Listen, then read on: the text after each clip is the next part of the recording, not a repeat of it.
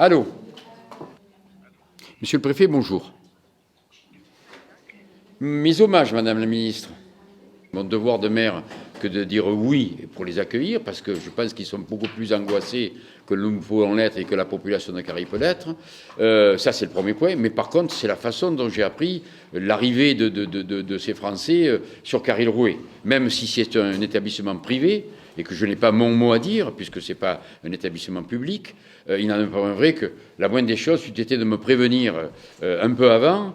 Christophe Castaner m'a affirmé que les 200 Français qui sont en ce moment dans cet avion et qui vont atterrir dans quelques heures sur le sol français sont en bonne santé. Tout au moins, quand ils sont partis, ils étaient en bonne santé. Même si pendant 14 jours, ils vont rester confinés dans cet établissement, il n'y a pas à avoir de crainte pour l'instant. Donc aujourd'hui, et puis même si demain il s'y avérait un cas sur les 200 Français qui sont là, je crois qu'ils sont suffisamment enfermés, c'est le cas de le dire, dans un bel établissement, certes, au bord de la mer, certes, mais avec interdiction de sortir. Donc je pense que cela, on peut être rassuré.